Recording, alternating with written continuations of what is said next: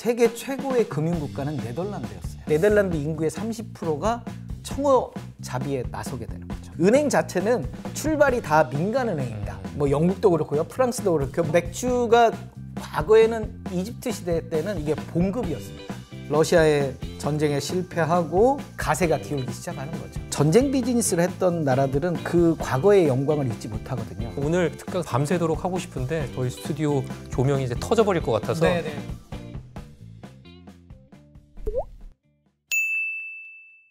네, 최고민수 선생님과 함께는 나폴레옹 경제사 계속 이야기 이어가겠습니다. 자, 그렇다면 지금 프랑스 상황은 봤고, 근데 프랑스의 라이벌이라고 한다면 네. 또 영국이잖아요. 그렇죠. 당시 영국의 상황은 어땠는지 좀 궁금한데요. 뭐 결론을 내리자면 영국이 매를 먼저 맞았다. 그러니까 어떤 매요? 프랑스가 대혁명이 있었지만 영국은 청교도 혁명이 있었거든요.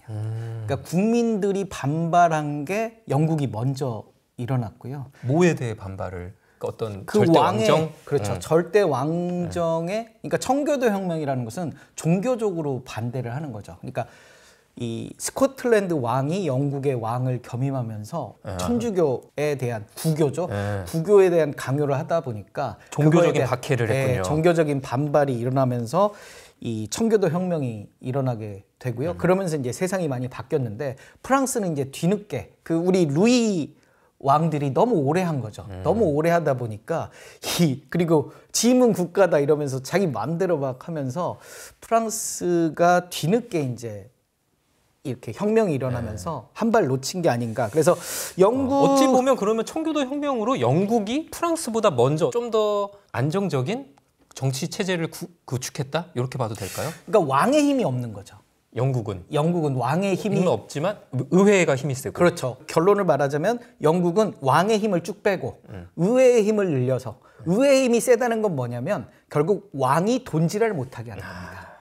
그러니까 세금을 마음껏 걷지 못하게, 그리고 돈을 최소한도로 왕이 쓰게, 그렇게 감시자 역할을 할 수 있게 영국의 의회가 굉장히 팽창을 하면서 결국 의회의 구성원들은 귀족들이거든요. 많이 대부분이. 나중에는 이제 부르주아들이 끼어들었지만 이 귀족들이 왕이 허튼지 못하게 감시하고 이렇게 하는 역할들을 충실히 하면서 이 왕이 쓸데없이 돈을 많이 남발하지 못하게. 그러니까 이렇게. 감시와 견제로 좀 더 건전한 그렇죠. 재정이 이루어질 수 있었다. 네, 그 근간에는 이제 영국이 이 섬나라잖아요. 그래서 그 영국이 섬나라기 때문에 웬만해선 우리를 침략을 못한다. 그래서 침략하기 전에 바다만 좀 많이 지키면 되는 거 아니야?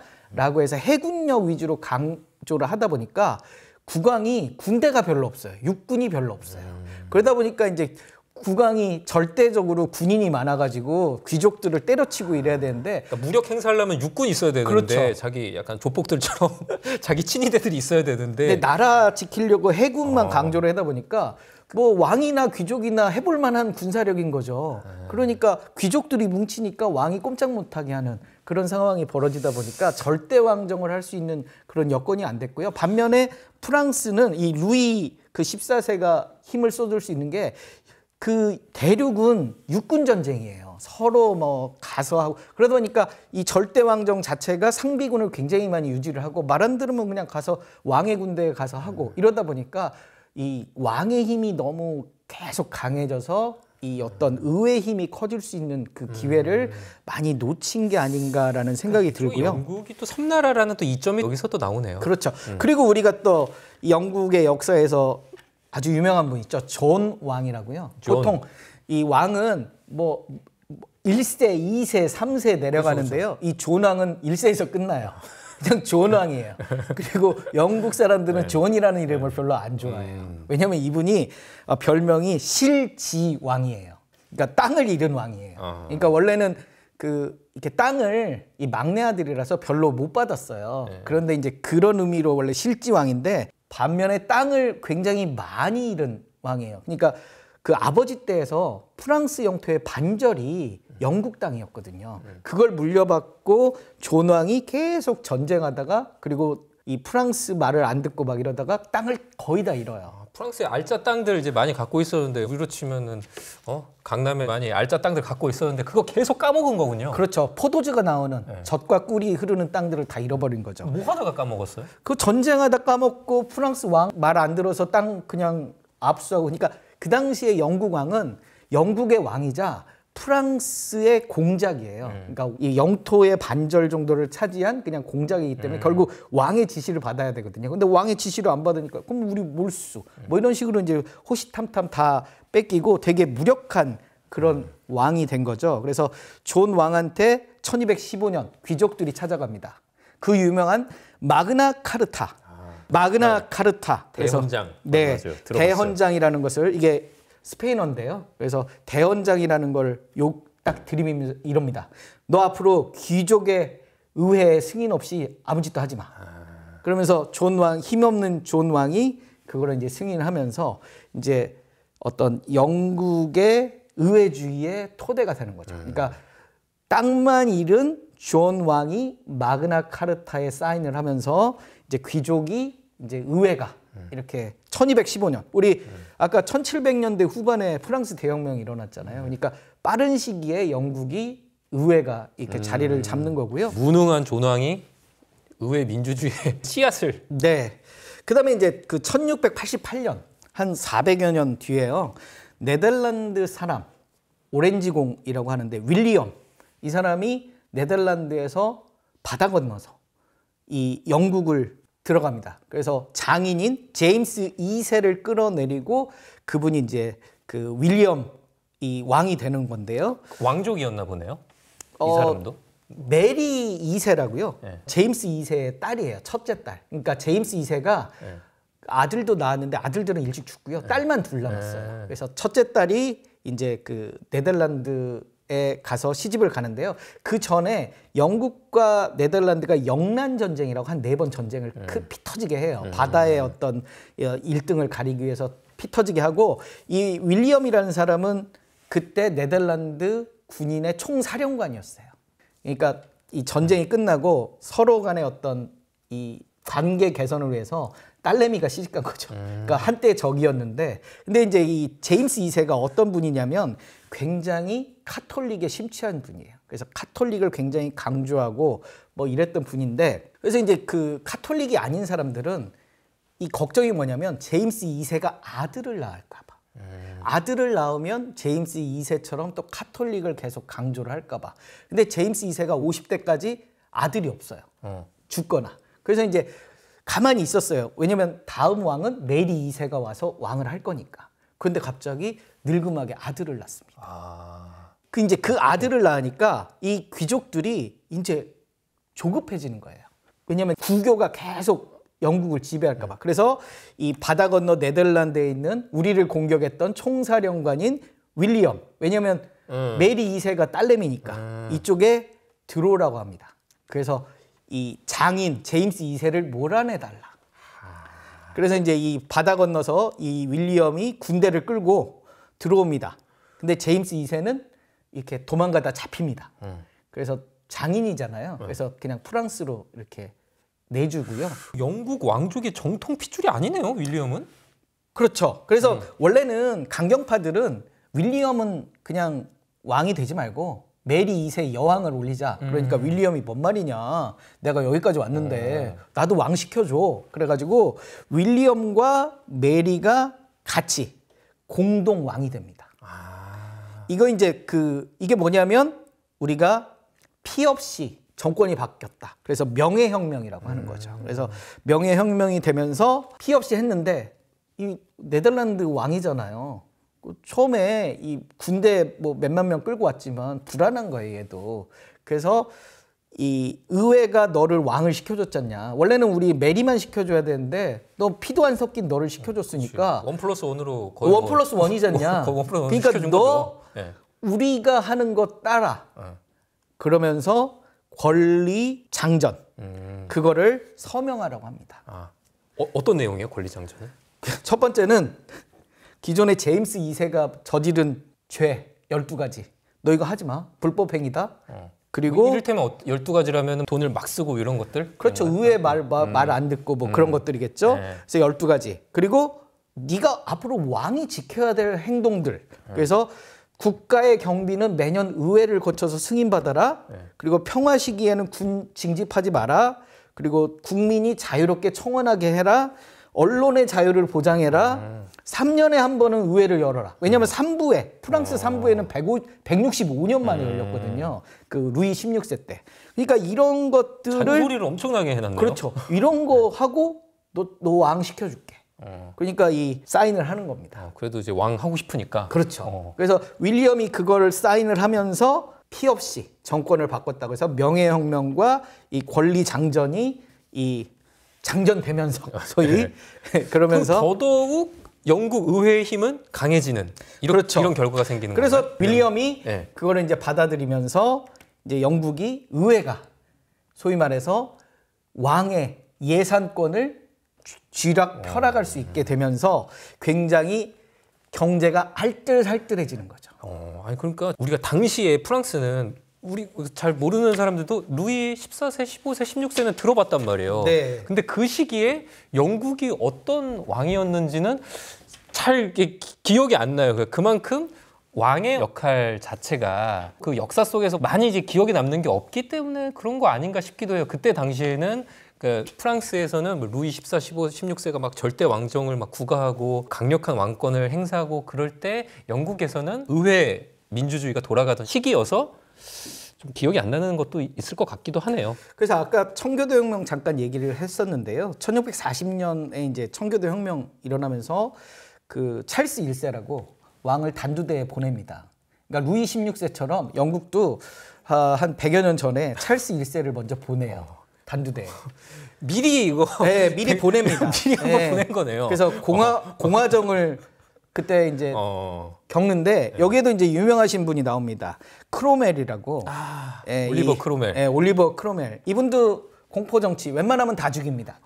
그러니까 프랑스 역사와 영국 역사는 동일해요. 근데 먼저 일어났을 뿐이죠. 그러네요, 진짜. 네, 그러면서 이제 이 크로멜이 웬만하면 다 죽이다 보니까 여기도 이제 다시 왕정 복고를 영국인들이 크로멜이 죽은 다음에 다시 그냥 왕정 복구해서 그러니까 거기서도 화끈한 또 지도자 없나? 또 이렇게 생각할 수도 있잖아요. 네, 그래서 이제 야 우리가 그 공화정 겪어보니까 차라리 왕이 낫겠어. 그렇게 죽여대니 그래서 단두대에 처형된 찰스 1세의 장남 찰스 2세가 즉위를 하는 거죠. 이 찰스 2세가 이제 그 죽고 찰스 2세의 동생인 제임스 2세가 즉위를 하면서 그 결국에는 이제 그 명예혁명이 일어나게 되는 거고요. 또 왕을 또 왕정을 다시 돌아가 보니까 이 아니다 싶었던 거네요. 네, 그런데 이제 그 단두대에 끌려가기 전에 그 찰스 1세 이 사람이 그 의회법을 굉장히 무시하고 지 맘대로 이제 세금도 많이 과대하게 얻고 뭐 그럽니다. 그러면서 권리청원이라는 걸 받아요. 그러니까 비슷해요. 마그나카르타가 대헌장이 됐는데 너는 왜 그거 안 지키고 네 맘대로 해. 그러면서 일종의 탄원서를 제출합니다. 그렇겠죠. 그게 이제 그 권리청원이고요. 맨 처음에 찰스 1세가 그거를 이렇게 받아들입니다. 그런데 이제 받아들이고 나서 지 맘대로 하니까 결국 이제 청교도 혁명이 일어나면서 이제 단두대에 죽게 되는. 알겠습니다. 어쨌든 이런 영국의 역사적 사건 거치면서 의회의 힘이 굉장히 셌어요. 그러면 영국에서는 금융적으로는 어떤 경제들이 이제 구축이 됐나요? 왕정이 이제 강한 나라에서는 막 재정을 마음대로 썼잖아요. 근데 영국에서는 아까 말씀해 주셨던 것처럼 견제와 감시가 이루어지면서 영국의 경제, 금융도 뭐 탄탄하게 발전하지 않았을까 싶은데 어떻습니까? 일단 그 당시에 세계 최고의 금융국가는 네덜란드였어요.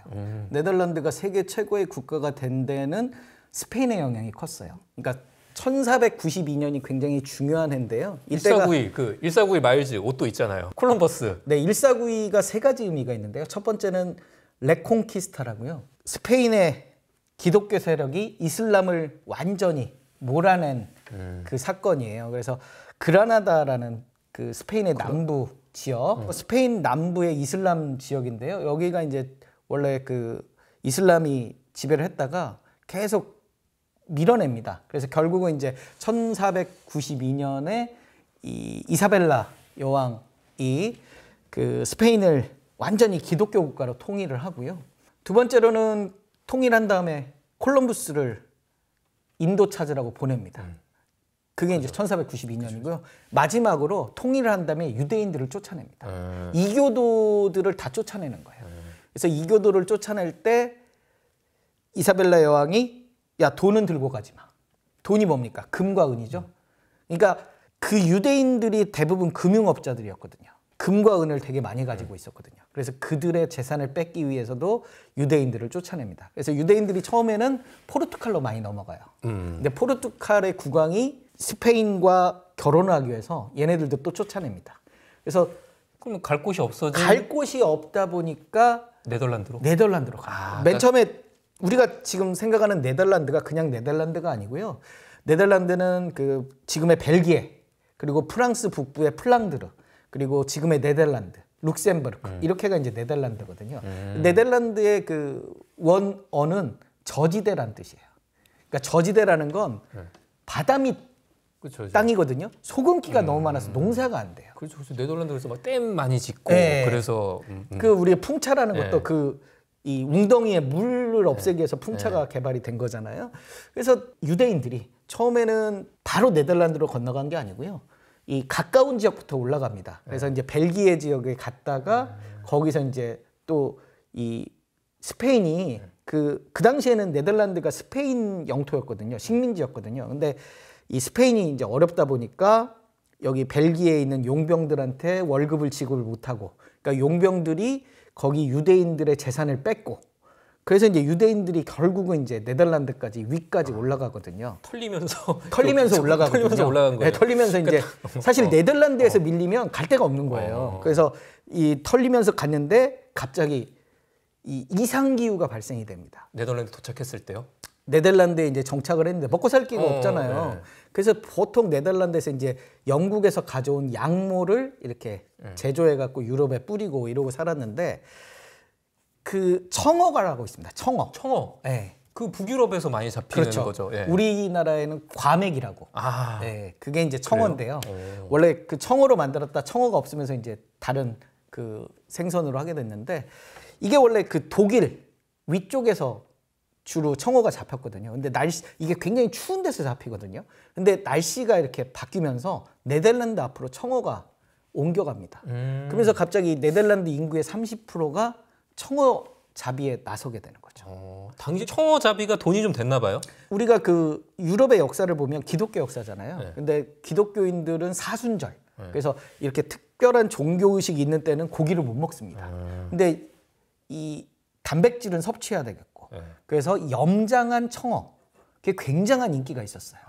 그러다 보니까 이제 청어가 하나의 중요한 그런 주식인데, 이 청어가 원래 독일에서 주로 잡혔는데 네덜란드 앞으로 가니까 이 저지대 사람들이 갑자기 이 청어로 그냥 흥청망청 된 겁니다. 돈이 엄청나게 이렇게 벌어들이게 되는 거죠. 유대인들도 거기 네덜란드에 온. 그렇죠. 이제 유대인들도 이제 와 있고요. 기본적인 이제 기존에 이제 이 사람들도 살고, 그러면서 인구의 30%가 이제 청어잡이에 나서고, 청어를 염장을 하려면 소금이 필요하잖아요. 그래서 보통 그 당시에 소금은 독일이 다 갖고 있었어요. 독일의 아염이라고 바위에서 나오는 소금을 했는데, 이 스페인에서 건너온 유대인들이 스페인 지역에 있는 그런 소금을, 바다에서 나오는 소금을 싸게 들여옵니다. 그러면서 이 염장을 하게 되고요. 염장한 청어로 네덜란드가 흥하게 됩니다. 일종의 스페인 요리법을 딱 갖고 와서 또 하니까 거기서 또 대박을 친 거네요. 그렇죠. 그러면서 거기서 과메기 파티. 그렇죠. 네. 그러면서 스페인이 배를 만들어야 되잖아요. 이렇게 청어잡이에 나설. 그러면서 이제 항해 이 배 만드는 기술이 발전이 되고요. 배를 이제 그리고 스페인 앞바다는 되게 이렇게 늪지대가 많아요. 그러다 보니까 이렇게 평저선이라고 이렇게 넓적한 우리나라 약간 판옥성 같은. 그렇죠. 그런 것들을 이제 만들게 되고, 이게 넓적하다 보니까 바다에서 만들 필요 없이 육지에서 만들게 됩니다. 그러면서 이제 제작 기술도 훨씬 발전하고요. 그다음에 제작 비용도 덜 들고, 뭐 이렇게 이제 조선과 해운과 그다음에 경제적인 그러면서 풍요로움이 오면서 이 유대인들의 원래 본업이 금융 아니겠습니까? 그러니까 금융업이 같이 발전하면서 이 네덜란드가 세계 그 근세 최초의 주식회사와 그리고 증권 거래소가 발전할 정도로 그게 동인도 회사인 거예요? 그렇죠. 동인도 회사도 이제 동인도 회사가 이제 네덜란드에도 있고요. 뭐 영국에도 있고 하지만 규모 사이즈가 다릅니다. 그러니까 영국의 동인도 회사보다 네덜란드의 동인도 회사가 한 8배 정도 크거든요. 생긴 건 먼저 영국에서 먼저 생겼는데 그래서 이 네덜란드의 어떤 이런 금융 그래서 우리 금융의 발상지네요. 애덤 스미스 선생이 네. 국부론이라는 책을 썼습니다. 그렇죠. 그게 이제 중상주의. 네. 그러니까 왜 국가는 국민들한테 힘 안 쓰고 나라의 금과 은에만 힘쓰느냐. 그래서 이 나라의 금과 은이 밖으로 나가는 거를 막자. 이게 보호무역주의거든요. 그러다 보니까 교류도 안 되고 서로 어렵게 사는 겁니다. 그래서 왜 나라가 그렇게 경제에 간섭하려고 하느냐. 국민들이 잘 살 수 있게 해주는 게 중요한 거 아니야? 라고 중상주의를 겁나게 비판한 게 이 국부론이거든요. 그러면서 국부론에 이런 말을 합니다. 네덜란드 정부는 야 2%의 정부가 대출을 받는데 2%면 지금 우리보다 더 싸요. 그렇죠. 완전 저금리. 네. 그리고 당시 네덜란드 대출 금리가 2%. 2%. 그러니까 국부론을 쓸 당시에 네덜란드의 금리는 2%. 그리고 신용 좋은 민간인은 3%대 대출이 가능한. 그래서 그때 당시 네덜란드 그렇게 저금리였는데 다른 나라들은 금리가 되게 높았나 봐요. 그렇죠. 뭐 20% 30% 이런 20% 30%. 네. 네덜란드 엄청 부럽겠다. 네. 이탈리아의 도시국가도 한 20% 했거든요. 그러니까 이렇게 금융이 발전되고 자본주의가 발전되고 그리고 네덜란드는 종교적 자유가 있잖아요. 그러니까 종교적 자유를 떠나서 우리 이 넘어온 사람들이거든요. 아까 그 루이 14세가 한 잘못 중에 하나가 낭뜨 칙령이라고요. 이게 이제 들어봤어요. 그 프랑스의 개신교들에게 종교적 자유를 허용해 준 건데 이 낭뜨 칙령을 없애버립니다. 그러니까 프랑스는 오직 구교, 카톨릭만 있어야 돼라고 실정을 하는 거예요. 그러면서 그럼 또 거기서 또 도망가겠네요. 그 다른 그러면서 데로. 그 당시에 이제 네덜란드나 이런 네, 데로. 위그노라고 이 칼뱅파 그 개신교 사람들이 네덜란드로 많이 넘어갑니다. 독일과 네덜란드로 많이 넘어갑니다. 그럼 또 똑똑한 사람들도 네덜란드 많이 가고 금융 쪽으로 좀 해박한 사람들도 네덜란드 그렇죠. 가고. 그러니까 보통 그 개신교 믿는 사람들이 부르주아들이에요. 그러니까 기존의 귀족 계급이나 장원에서 토지 가졌던 사람이 아니라 똑똑한 애들, 법률가라든지 그다음에 길드에서의 어떤 장인들 이런 사람들이 개신교였는데 이 사람들이 다 넘어가면서 결국 이제 네덜란드가 어떤 종교적 자유가 있기 때문에 그런 어떤 그 약간 유연함 이런 부분들이 경제에서도 그리고 금융에서도 굉장한 영향을 받았고요. 좀 역사가 좀 반복이 되는 것 같아요. 그래서 중요한 건 윌리엄이 네덜란드 사람이라는 거죠. 그러니까 네덜란드 사람이 영국에 넘어와서 뭘 하겠습니까? 영국 네덜란드의 금융 시스템을 도입을 하게. 시스템을 그대로 갖고 와서 이 영국을 발전시키게 되는 거죠. 그래서 영국의 이제 부채를 영구채라는 걸 발행합니다. 지금도 영구채는 자본으로 치거든요. 그러니까 영국 정부가 발행하는 국채인 거죠? 아니요. 그렇죠. 이제 영국의 부채죠. 영국의 부채를 영구채라는 원래 영란은행도 처음에는 정부가 발행한 은행이 아니다. 은행 자체는 민간인데. 왜냐하면 정부를 믿을 수가 없거든요. 국민들이 정부를 믿을 수 없기 때문에 은행 자체는 출발이 다 민간은행입니다. 뭐 영국도 그렇고요, 프랑스도 그렇고, 미국도 그렇고. 당시에는 나라의 신뢰가 그렇게 높지 않았으니까. 그러니까 나라를 믿고 돈을 맡길 수가 없는 거죠. 그렇죠. 왜냐하면 국왕한테 맡겼는데 갑자기 국왕 네. 목이 사라지고. 네, 돈은 내 거다. 잃어버리면 끝이거든요. 맞아요. 그러니까 국왕한테 맡길 수 없으니 민간은행인 영란은행에 맡기겠다. 잉글랜드 은행에 맡기겠다. 그래서 잉글랜드 은행이 그 화폐 발행권을 요구를 합니다. 영란은행 제 이름이 그러니까 명칭이 영란은행이라서 그러는데 이게 그러면 한자로 발음을 잉글랜드를 발음하면 영란으로 발음을 한다고 그래요. 저는 란이 옛날에 네덜란드를 뜻하는 그런 그렇죠. 한자로 해서 합작은행인 줄 그렇죠. 알았는데 그게 아니라 네덜란드가 이제 우리가 일본에서 난학이라고요. 그 이제 난초 난자를 네덜란드 쓰거든요. 그래서 일본 사람들이 그 데지마라고 나가사키 끝에 인공섬을 하나 이렇게 둡니다. 거기에서만 이제 네덜란드 동인도 회사가 무역을 할 수 있게 열어주거든요. 그래서 일본인들이 외국인들은 다 그 오렌지 네덜란드 사람으로 이제 알던 시기가 1800년대 중반까지 오직 그 외국인은 네덜란드인으로만 알거든요. 그래서 오렌지 군단. 네, 그래서 이제 영구채를 이 잉글랜드 은행이 발행을 하는데요. 영란은행이 발행을 하는 그렇죠. 거죠. 예, 영란은행이 발행을 하는데 이게 이제 중요한 건 영구채라는 건 안 갚아도 됩니다. 원금을. 에? 영구채잖아요. 아, 대신 계속 만기 연장, 만기 연장, 만기 연장 하는 거예요? 만기가 없습니다. 만기가 없어요? 예, 영구채니까. 영원히 그냥 채권입니다.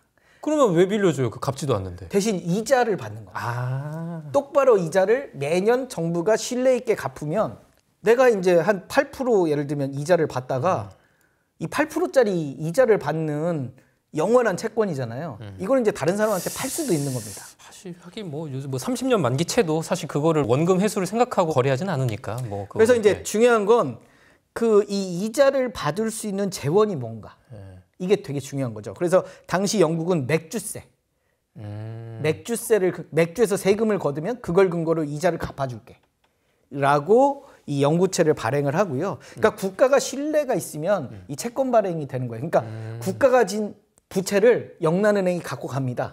그리고 내가 이만큼 부채 있으니까 이 부채는 영원히 갚지 않아. 대신 너 이거 부채 있다는 거 이렇게 종이 줄게. 대신 뭐 맥주세 걷어서 나한테 종이 주고 이거 8%씩 받아. 이렇게 되는 겁니다. 맥주세 수입이 좀 짭짤했나 봐요. 당시 영국 사람들이 맥주 그때부터 많이 먹었나 봐요. 그렇죠. 맥주가 과거에는 이집트 시대 때는 이게 봉급이었습니다. 이집트 그 피라미드 근로자의 봉급이었거든요. 그만큼 중요한 그렇죠. 어떤 삶의 근원이었고요. 그 당시에는 이제 죽처럼 되어 있었거든요. 그게 이제 그 맥주 순수령이라고. 예, 그래서 이제 독일에서 맥주에 이거저거 넣지 말고 맥주에는 미라고 뭐 정해진 것만 몇 개 넣어 이러면서 이제 오늘날의 맥주가 탄생이 됐는데요. 거기에서는 맞아. 우리도 막 소주에다가 과일 소주 이런 건 소주 아니야 그렇게 생각하는 거네요. 네, 그 뭐 약간 환각제 이런 것도 넣고 막 뭐 난리가 나니까. 예. 그래서 이제 맥주 순수령으로 그렇게 했는데 어찌됐든 이렇게 하면서 이자를 꾸준히 받다가 내가 이제 좀 목돈이 필요해. 그러면 이렇게 넘기는 겁니다. 그러면 여기서 또 왜냐면 이자가 정기적으로 받는 게 중요하잖아요. 그러다 보니까 이제 채권이 거래가 되고 그런 돈을 모아서 우리 이거 윌리엄 왕이 해군력을 증강을 합니다. 아, 영구채로 빌린 돈을 가지고. 네. 그래서 그 돈의 한 3분의 1을 해군 육성에 쓰면서 윌리엄이 그 자기의 어떤 왕으로서의 그 사실 기반이 별로 없잖아요. 그런데 그 돈을 기반으로 해서 해군 육성하면서 이제 미래의 이름을 남긴 그런 왕이 되어 가는 거죠. 그래서 이런 어떤 그 금융 시스템, 그러니까 영국이 프랑스보다 먼저 두들겨 맞고 그리고 왕이 바뀌고 그 왕이 네덜란드 사람이고 그러면서 들어온 금융 시스템이 영국을 한 단계 레벨업하고 또 명예혁명과 권리 장전이 왕의 기능, 그러니까 윌리엄이 만약에 네덜란드 사람이 아니고 영국 사람이었으면 그걸 안 받았을지도 몰라요. 맞아요. 그 다른 나라의 그런 시스템이니까 야 저거 괜찮겠어? 그리고 그때 당시에 방금 존로의 뭐 사건도 있고 경제적으로 저게 괜찮을까? 물론 우리가 지금 와서 보니까 뭐 괜찮았던 거지. 그때 당시에는 굉장한 리스크가 있는 거죠. 그래서 사실 그 명예혁명 전에 영국은 개판이었어요. 왕들이 빌리고 하면 돈을 안 갚아. 그러니까 왕한테 빌려주기가 싫은 거야. 국채 발행이 안 되는 거야. 그래서 맨 처음에 와서 우리 그 윌리엄이 국채 발행을 하려고 막 노력을 했는데 되질 않는 거예요.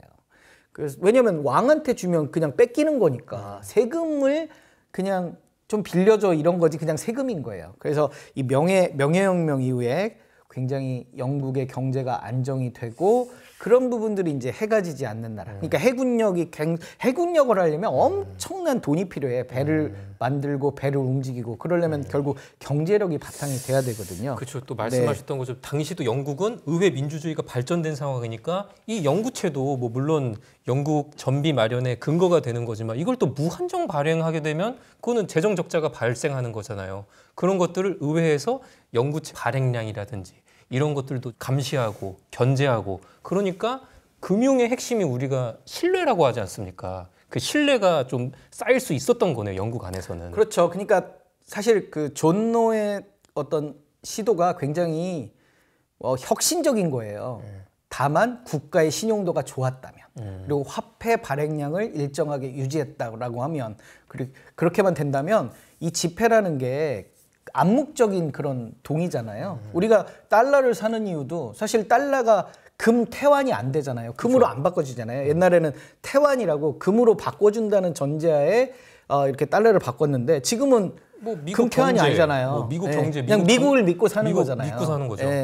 그래서 그런 부분들을 사실 프랑스가 이 부르봉 왕조가 잘만 해왔다고 하면 굉장히 경제도 안정되고 그랬을 수 있지 않을까. 그러니까 왕을 잘 다스리지 못해서 프랑스는 망가졌고 영국은 왕을 잘 다스려서 경제가 이렇게 일어섰고 그런 차이가 있지 않나 싶습니다. 그럼 좀 다음 얘기를 넘어가 보겠습니다. 그 영국은 이런 이제 상황이었고 다시 좀 프랑스로 넘어가서 그럼 프랑스 이제 나폴레옹이 전쟁하면서 거기서 뺏어온 돈으로 우리는 경제 계속 돌아가게 한다 이런 상황이었잖아요. 일단은 초반에는 계속 승승장구를 했죠. 네, 그래서 이제 그 대륙에서는 거의 뭐 막가파식으로 막 밀어붙이면서 이겼는데요. 이제 근데 영국 딱 하나만 남았던 거죠. 그렇죠. 이제 영국을 이겨야 되는데 영국을 이기려고 하다가 트라팔가 해전에서 대패를 합니다. 아, 그 넬슨 제도. 네, 그래서 트라팔가 해전에서 대패를 하면서 열받았어요. 이 프랑스가 기껏 영국한테 이렇게 있을 수 없는 일이죠. 그치. 그래서 이제 앞으로 이 유럽 대륙은 다 나폴레옹 거잖아요. 제국이라는 건 2개 이상의 나라를 가지고 있는 걸 제국이라고 하거든요. 그래서 그때 신성 로마 제국을 없앤 게 나폴레옹입니다. 그래서 이제 프랑스 1제국의 황제가 되는데요. 2개의 제국은 있을 수 없으니. 그렇죠. 네, 그래서 이제 프랑스 1제국의 황제인 내가 유럽 대륙에 명하느니 앞으로 영국이랑 교역하지 마. 영국이랑 아무것도 하지 마. 이거의 대륙 봉쇄령입니다. 그래서 이 대륙의 사람들은 영국이랑 교역도 하지 말고 아무것도 하지 마. 라고 얘기를 하는 거죠. 이게 이제 영국을 피말리겠다라고 하는 건데 누가 피가 말렸을까요? 이거 뭐 프랑스가 오히려 피가 말렸다고. 왜냐면은 그때 바다를 아예 막아버린 거잖아요. 네. 하지만 또 그 지도를 봐도 영국이 갈 데가 더 많지. 영국은 네. 아메리카가 있었어요. 미국. 네. 미국이랑 교역하면 돼. 그리고 영국은 그 당시에 산업혁명이라 공산품들이 압도적으로 좋아요. 그래서 이 영국산 물품을 안 쓸 수가 없어. 그러니까 뭐 막아놨는데 힘든 거예요. 힘든 그리고 거는 대륙이야. 러시아는 이 밀을 영국에 팔아야 돼요. 왜냐면 농업 국가고 되게 후진국이기 때문에 공업이 안 되기 때문에 영국산 물품을 받아야 돼요. 그러니까 최고의 고객인데. 그렇죠. 그러니까 오히려 이쪽이 더 힘든 거예요. 네. 그리고 프랑스도 영국산 물품을 안 받으니까 밀수품들이 천장부지로 물가가 상승을 하는 거예요. 우스갯소리로 나폴레옹의 군용 외투가 없어서 밀수품을 샀다는 얘기도 있거든요. 아니, 그 정도로 산업 기술이 발달이 안 됐나? 그래서 결국 영국의 독점을 깨겠다고 했는데 독점은 안 깨지고 반대로 영국이 해상 봉쇄를 합니다. 그러니까 아메리카에서 오는 그리고 뭐 다른 나라에서 오는 이 물품들을 못 들어오게 바다에서 딱 지키고 있는 거죠. 그러니까 이런 부분들이 그러니까 미국의 물품도 못 들어가는 거예요. 네, 못 들어가게. 너네 육지를 막았으니까 우리는 바다를 막겠다. 쌍으로 이제 역해상 봉쇄를 하는데 이 피해는 오히려 이 스웨덴이라든지 이 러시아라든지 이런 주변에 그 나폴레옹의 어떤 힘을 받고 있는 나라들이 못 살겠다. 이러면서 이제 제일 먼저 뛰쳐나간 게 러시아입니다. 아씨 우리 영국이랑 할래. 영국이랑 이제 교역을 하는 거죠. 그래서 영국은 아니요 대놓고 하는 거죠. 대놓고 했어요. 네, 우리는 하겠다. 난 그랬고, 몰라 모르겠고 그냥 네, 칙령을 나 죽어. 발표합니다. 그 러시아 황제가 우리 영국에 밀 팔고 우리 공산품 들여올게. 이러니까 어떻게 했습니까? 프랑스 입장에서는 용납할 수 없죠. 네, 내가 황제의 명을. 내가 영국이랑 놀지 말랬는데 놀고 있어? 이렇게 하면서 결국 이제 나폴레옹이 러시아를 쳐들어가게 되는 그런 이유가 이제 대륙 봉쇄령에 있는 거죠. 러시아 원정 얘기 좀 해주세요. 그 러시아의 그 대군이 아까 뭐 나폴레옹의 병력도 얘기하셨지만 거의 150만 명 막 그랬다고 했잖아요.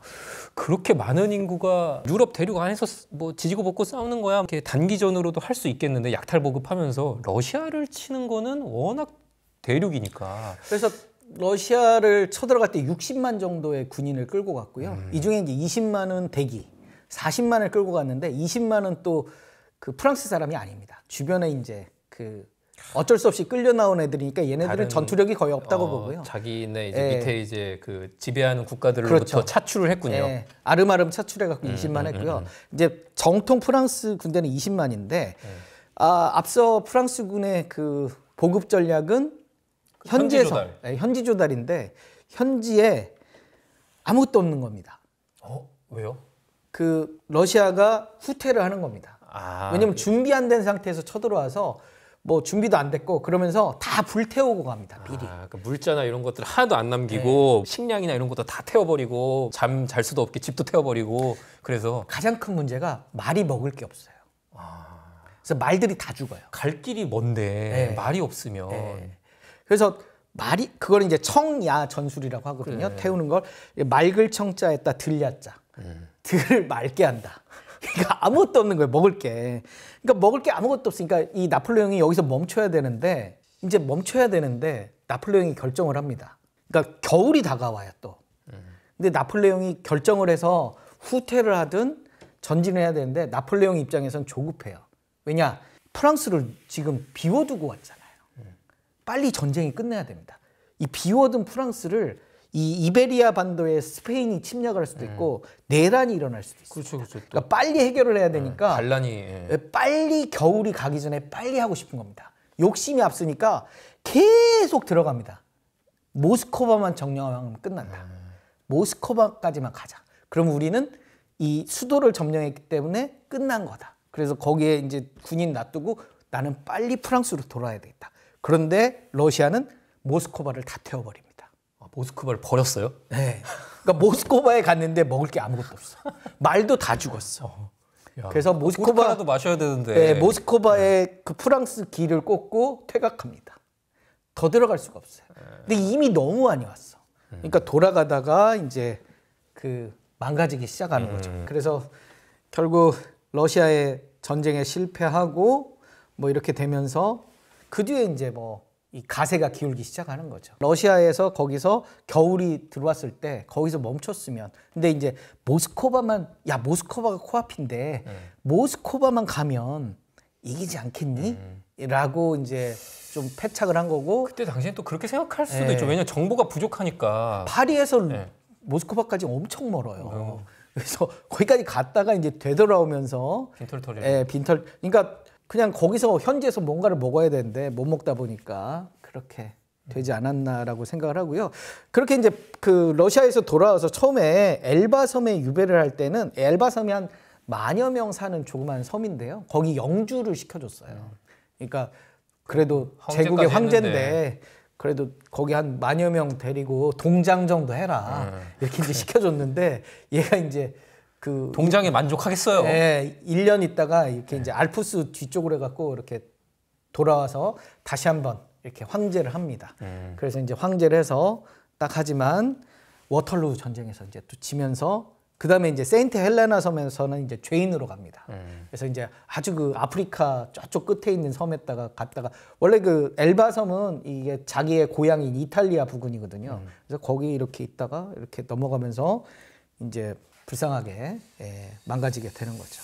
그렇죠. 이렇게 러시아 원정 실패하면서 몰락을 하던데 이런 나폴레옹을 벤치마크했던 나라들도 있다고 했잖아요. 히틀러도 그렇고 일본도 히틀러도 그렇고 일본도 그렇고 그래서 일본이 이 러시아를 이기면서 아주 기고만장해진 거죠. 왜냐하면 나폴레옹도 못 이긴 나라. 그러네 생각해보니까. 나폴레옹도 못 이긴 러시아를 자기들은 이겼다라고 생각을 하거든요. 근데 이긴 그 결정적인 배경에는 선전포고를 안 했어요. 그냥 직방 때린 거예요. 걔네들 나중에 진주만 진주만 칠 때도 선전포고 안 하고 청일 전쟁 때도 선전포고를 안 했어요.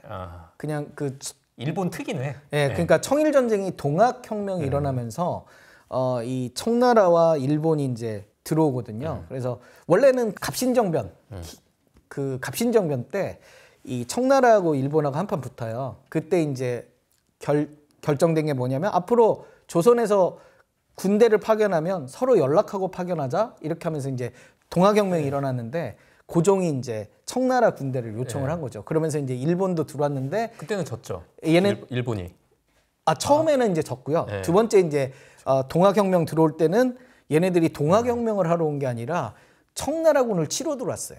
위치 자체가 이렇게 달라가지고 그리고 평영선까지 쭉 밀어올리면서 이겼거든요. 이 청일 전쟁을 하면서 일본에 한 2, 3년 정도 예산을 받아내요. 그 청나라로부터. 그래서 그걸 가지고 청나라한테? 그걸 가지고 그 규슈 지역에 이렇게 조선소도 짓고요. 그 다음에 제철소도 짓고. 그걸로 러일 전쟁을 좀 준비했던 거네요, 일종의. 그렇죠. 그게 이제 태평양 전쟁의 근간이 됐고요. 그래서 그 지역이 결국 나중에 원자폭탄을 맞으면서 이 태평양 전쟁이 끝나게 되는 거죠. 그래서 전쟁 나가사키? 그렇죠. 그 히로시마하고 네. 나가사키가 이제 네. 그 피폭을 받으면서 했는데 그 지역이 이제 전쟁 물자를 중기 지역이었군요, 거기가. 네, 전쟁 물자를 이제 청일 전쟁에서 받은 자금으로 거기서 이제 그런 것들을 했고요. 그래서 그 일본이 이제 그런 간이 부은 거죠. 간이 부어서 이제 러일 전쟁도 그러니까 러시아하고 일본이 붙는다는 건 비교할 수가 없는 거예요. 그래서 비교할 수 없다는 건 러시아의 어떤 체급이 안 맞는 싸움이었다는 네, 그래서 거죠. 이제 청일 전쟁의 승리 결과 일본이 그 청나라 땅도 가져가고 조선에서의 어떤 헤게모니도 가져가죠.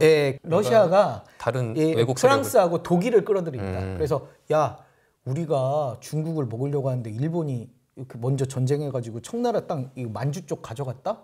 이거 어떻게 해야 되겠어? 안 되지. 그렇게 하면서 다시 뱉어내려고 합니다. 그게 혹시 삼국 간섭이 그건가? 그거죠. 그래서 뱉어내라고 합니다. 그래서 세 나라가 뱉어내라고 해갖고 일본이 뱉어냅니다. 그 뱉어낸 거를 그 세 나라가 가져갑니다. 독일은 거기 이제 칭다오를 가져갑니다. 그래서 칭다오를 가져가면서 그 칭다오에서 이제 맥주를 만들어 먹어서 오늘날의 이제 칭다오가 된 거고. 그때 칭다오로 가져가서. 네. 그래서 이제 러시아도 그 만주 일대에 걔네는 이제 철도를 놔야 되거든요. 만주 쪽에 철도를. 그래서 그 철도도 놓고 막 이러니까 일본이 이제 이를 가는 겁니다. 그리고 그 다음에 이제 이 우리한테 이렇게 이 토해내게 했던 러시아를 이제 무작정 침공을 한번 해서 이제 결국 러시아가 두 손을 들고 휴전 협정을 하고 이제 끝나게 되는 거고요. 그 이후에 이제 굉장히 많은 돈을 일본이 이제 쏟아냈잖아요. 그러면서 또 미국의 대공황이 영향을 유럽과 일본에 미치면서 굉장히 이제 어려운 시기를 보냈는데 그거를 이제 세계대전 참전하면서 좀 극복하고요. 결국에 이제 겁없이 이제 미국의 태평양 전쟁을 일으키는 그 원인이 이제 러시아랑 한번 붙어서 자기들은 이겼다. 뭐 미국도 우리가 한번 붙어보지 뭐. 한번 해볼 수 있을 것 같은데. 우리가 러시아도 이겼는데 청나라도 이겼는데 미국이라고 못 이기겠어? 라고 하면서 붙었다가 이제 지게 되는. 그러니까 이게 전쟁 배상금이라는 게 그러니까 굉장히 그 당시에 자원은 유한하고 이 남의 것을 뺏지 않으면 우리가 굶어 죽는다라는 어떤 그런 사상적인 이슈들이 이 전쟁 배상금을 원하는 그런 정치적 혁명가 군인들을 낳을 수밖에 없는 히틀러, 나폴레옹 그리고 일본의 어떤 제국주의 이런 것들의 영향을 결국 준 게 아닌가라고 이야기를 드릴 수가 있겠네요. 어떤 뭐 전쟁 배상금으로 각국의 경제 구조를 유지하는 그 시대를 보면 참 거의 뭐 상남자들의 시대가 아니었나. 그렇죠. 거의 뭐 그렇게 생각이 드네요. 참 이런 경제 논리가 많은 또 역사적 사건들의 배경이 되고 그런 사건들을 낳고 그런 건데 나폴레옹 얘기 조금 마무리를 해볼게요. 나폴레옹이 러시아 원정에서 실패하고 워털루 전투에서도 영국과 프로이센의 연합군이 나폴레옹을 제압을 한 거잖아요. 나폴레옹을 제압한 영국 그 이후로 또 막강한 또 금융 시스템을 갖췄잖아요. 또 어떤 감시와 견제가 가능한 의회 문제를 갖춘 영국 어떻게 또 발전해 나갔나요? 결국 이제 영국은 산업혁명의 이제 뒤끝에서 물론 뭐 미국을 뺏기기도 했습니다만 이 산업혁명을 통해서 굉장히 이제 나라가 한번 부흥을 하고요. 그 부흥한 그런 영국과 뭐 이런 네덜란드 이런 쪽이 결국은 또 이 세계 1차 대전과 2차 대전 이게 이제 펼쳐지면서 결국은 이제 미국이 세계의 그 헤게모니를 쥐게 되고요. 영국이 갖고 있던 그 금들 이 다 이제 미국으로 다 건너가는 거죠. 미국으로 다 왜냐면 전쟁 물자를 사야 되니까 전쟁 물자를 종이 가지고 살 수는 없지 않습니까? 그래서 금, 은이 결국 전쟁을 위해서 다 빠져나가게 되고 미국이 이제 세계의 주도권을 쥐면서 기축통화가 영국의 파운드에서 미국의 달러로 넘어가게 되고요. 맞아. 예전에 금융의 수도가 런던이었다고. 네. 예, 그게 어찌 보면 이제 그 나폴레옹이 이기고 그 막대한 금과 은 이런 거를 이제 기반으로 해서 금융의 수도로 성장할 수 있었던 거네요. 당시 이제 그러니까 영국은. 경제사 측면에서 세계의 어떤 경제와 금융의 중심지를 따지면요, 맨 처음은 지중해예요. 지중해를 차지하는 곳이 세계의 경제를 차지를 했거든요. 왜냐, 로마? 네. 뭐 그리스, 로마, 뭐 옛날에 카르타고 뭐 등등 해갖고 이태리라든지요. 그래서 왜냐면 이 배를 가지고 이 지중해 바다를 넘어갈 수가 없는 거예요. 그러니까 역풍을 뚫고 가야 되는데 아프리카로 내려가려면 반대바람을 맞고 나가야 되는데 그럴 배, 그러니까 사람이 이 젓는 배로는 갈 수가 없는 거죠. 그러다 보니까 이제 지중해가 굉장히 지중해의 그런 바람이 세니까. 네. 거기는. 네. 그래서 지중해로 한정돼 있던 경제권에서 누가 지중해를 다 가져가느냐. 그래서 뭐 그리스도 있고요, 로마도 있고요, 나중에 뭐 이슬람 세력들도 있고요, 뭐 오스만 투르크라든지 뭐 이렇게 또 오스만 투르크가 이 십자군 원정 이후에 중국으로 가는 길을 막아버리잖아요. 그러면서 이제 그 길이 막히다 보니까 이탈리아 중개무역으로 그나마 이제 연명을 했고요. 이 끝쪽에 있는 나라들 포르투갈이라든지 스페인은 너무 멀리 떨어져 있으니까 자기들은 이제 못 살겠다. 그러면 우리는 향신료랑 금을 찾기 위해서 더 먼 바다로 가야겠다. 그러면서 이제 돛을 달죠. 돛을 달면서 맨 처음 대항해 시대를 연 건 포르투갈이고요. 포르투갈의 시기가 끝나자마자 스페인이 그 다음 바통을 받고요. 그다음에 스페인에 더 넘어서 네덜란드가 그 바통을 청어로 인해서 받고요.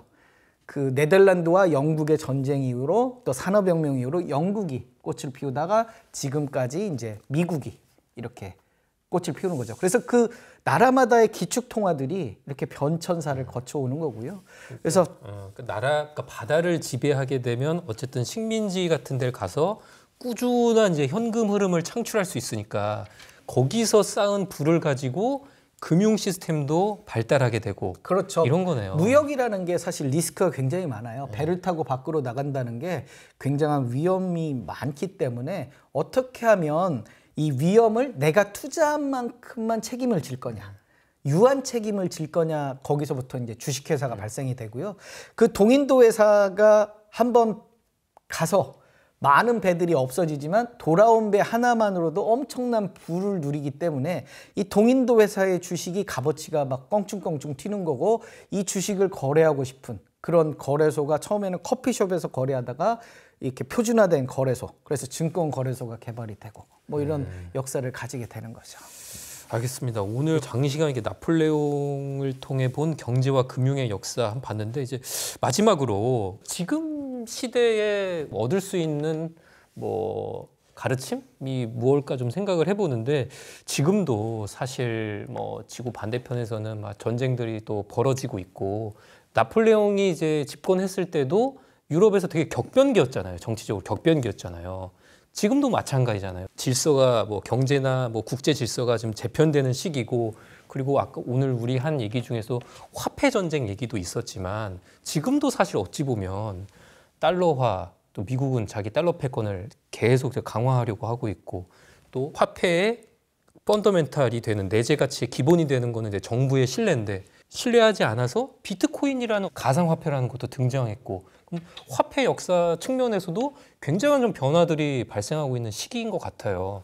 그럼 이런 시기에 그런 나폴레옹과 그런 그 과거의 역사를 통해서 어떤 미래에 대한 좀 인사이트를 좀 얻어가려는 사람들도 있을 것 같거든요. 어떻게 보십니까, 작가님? 일단 뭐 나폴레옹 교훈을 통해서 전쟁 비즈니스는 지금도 벌어지고 있다라고 생각을 하거든요. 맞아요. 그러니까 자원 부국인 러시아와 우크라이나의 전쟁 이면에는 어떤 자원 전쟁이 분명히 남아 있다라고 생각을 하고요. 우크라이나가 미래 곡창지대, 그리고 석유의 어떤 그 산유국이 아니다라고 하면 러시아가 굳이 침략을 했을까라는 생각이 들고요. 이 전쟁 비즈니스, 중동에서의 벌어지는 미국과 뭐 이슬람의 패권주의, 사우디가 그 중간에서 얻는 이익, 이런 부분들이 결국 전쟁 비즈니스는 계속 진행이 되고 있다. 그리고 두 번째로 이 의회 민주주의, 이런 것들이 무너졌을 때 결국은 일당 독재가 되고, 1인 독재라든지 일당 독재가 되면 화폐를 무한정 찍어내는 자기 마음대로 어떤 제어 없이 찍어내게 되다 보면 그 통화 공급의 증가가 결국 인플레이션을 야기하고 그런 부분들이 있기 때문에 결국 우리가 어떤 경제적인 안정, 그걸 위해서는 정치적인 안정이 굉장히 중요한 그런 부분들이 있어서 우리가 이제 곧 선거도 있잖아요. 그래서 어떤 그렇죠. 정치에 대한 우리 선거뿐만 아니라 네. 미국 선거도 있고 엄청 많죠. 그래서 이런 삼권 분립된 정치 제도를 우리가 잘 유지를 해서 좀 이 노력을 해야 되는 거고요.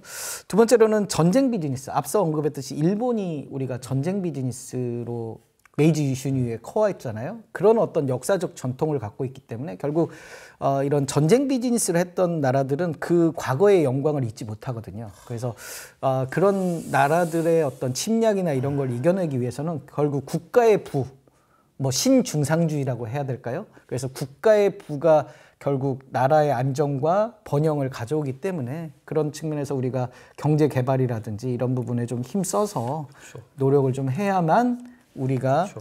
뭐 예를 들면 지금 뭐 AI라든지 그런 혁신 산업에서 우리가 절대 주도권을 잊지 말아야 되는 거죠. 그래서 경제적으로 일본을 이겨야 되지 어떤 정서적으로 일본을 배타시하고 이런 것보다는 경제적으로 우리가 이 경제 전쟁에서 맞아요. 이겨야 된다라는 측면을 우리가 좀 배워야 되지 않을까 싶습니다. 예. 알겠습니다. 오늘 좀 시간이 많이 흘러서 일단 여기서 마쳐야 될 것 같은데요. 최고민 선생님 오늘 바쁜 시간 내어서 정말 감사드리고 저희가 오늘 특강 사실 이제 밤새도록 하고 싶은데 또 더 하다 보면은 저희 스튜디오 조명이 이제 터져버릴 것 같아서 여기서 마치도록 하겠습니다. 오늘 이제 특강 형식으로 최고민수 선생님과 경제사 얘기해봤는데요.